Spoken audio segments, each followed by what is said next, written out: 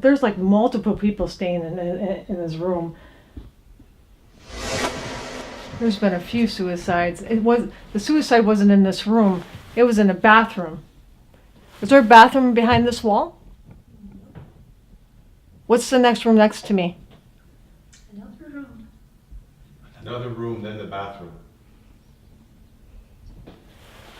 And now it's switching. I'm feeling all these people here. They were very sick, and I feel like they were all cramped in this house. It was. They were just dying, and hungry, and just trying to make it in this new world. I feel like I'm literally there. And then it's going to young girls, like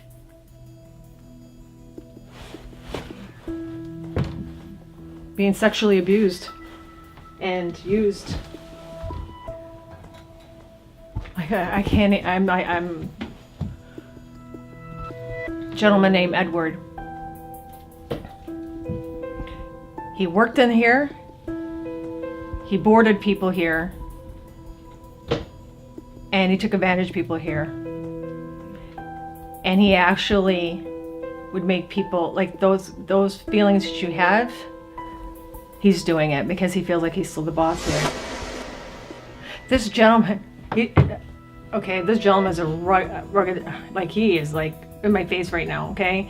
And this gentleman is like rugged, like a moon shining kind of rugged guy with a big old beard, and you know, he's just rugged looking, and he like took care of things here. He's touching my leg.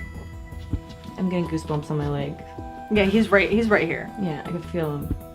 I just feel grossed out. Yeah, he's just like in my face, like he can't do anything, but he's in my face, like he's seeing it as it was for him.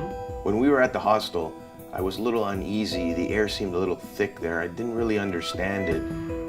But my biggest concern was when Kristal said that she felt something touch the side of her leg. That was a little uneasy for me. For me, being touched on the leg was the first time I've ever been touched in an experience like that. It wasn't so much of being grabbed, it was just like a warm, tingling sensation of just someone being close, something being present. Okay, so this was whorehouse? What, brothel? Yeah. Okay, but I'm feeling like this woman that was here in the 70s, okay?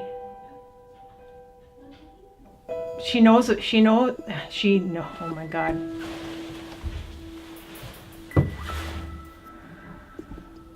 She witnessed somebody committing suicide. She's seen somebody hanging themselves, okay? She's seen somebody, she's watched, and herself has been sexually molested. It was a struggle. It was just literally a struggle.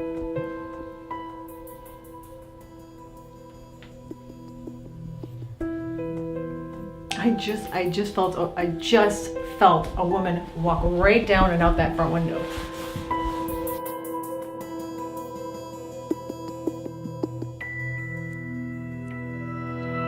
Keep in mind that a lot of these rooms were pretty transient. Yeah, like I found that like the first bathroom was not the original bathroom, it was actually a room. And then when I walked into this other one where it had the stalls, I was just seeing like crawling and beating, and the one room down here, somebody hung themselves.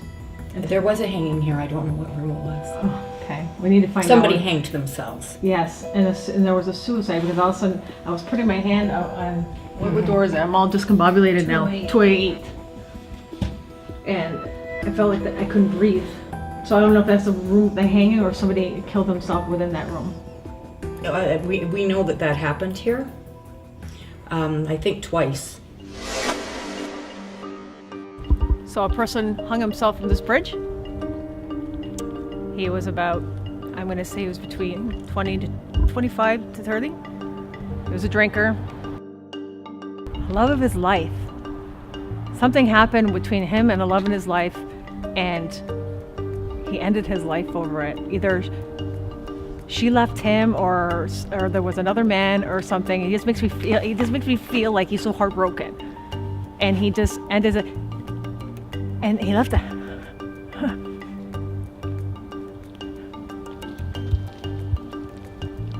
He left a note in his pocket. He makes me feel like he left a note in his pocket that he wanted to make sure that everybody knew who he was. And there was a message in that pocket.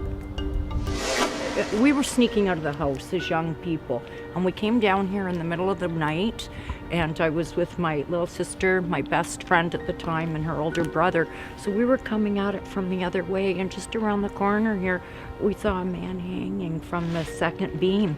I didn't get any closer because I was young and terrified, and remembering, what are we going to do now? Because we were a little more scared of our alive parents finding out we had snuck out, really. But I never thought, ever thought in a million years I would ever find out who that was. And of course you think about it, over the years. And because of the ghost walk, I had a girl come along one day, and she went back to her place of work and told your friends and colleagues some of the stories.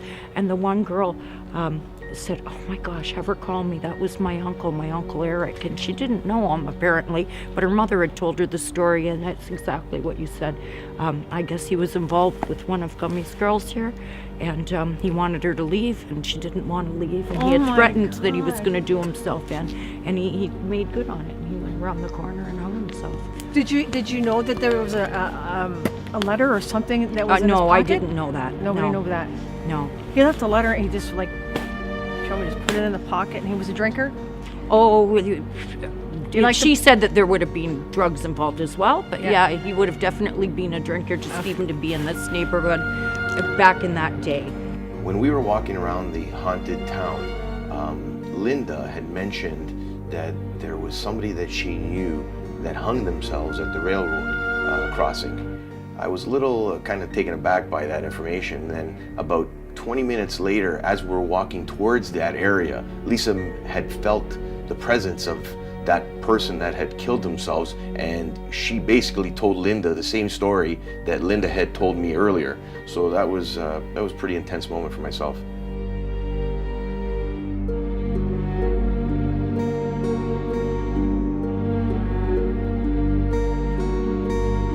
She didn't mean to do it, but she ended up taking her life. I know a few people like that.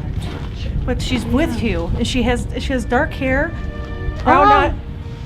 Okay, and she just wants you to know that She took her life. she took her life.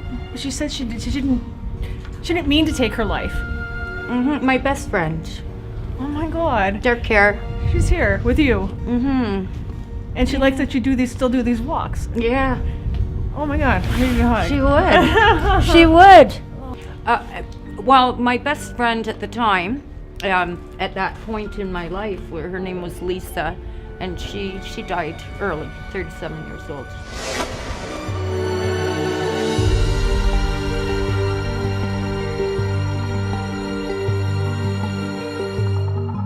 I have to say that I had no idea how much history was here in Niagara Falls. That, it couldn't even be found on the internet. It was a great experience, and I enjoyed experiencing it with my crew, my cast, and the people that were a part of it, and all of it was a blessing. So I can't wait to continue searching and experiencing life beyond death.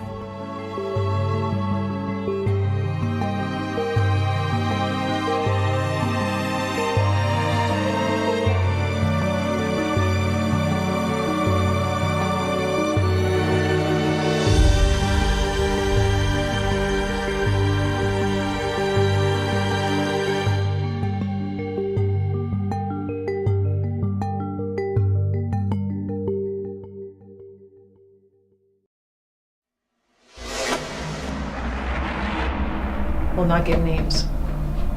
I want to go downstairs. From downstairs, we're going to go to the basement, and I'm going to corner, and then we're going to see what happens. They want to present themselves. Shall be. Seal all the doors and lights off as I leave the rooms, please.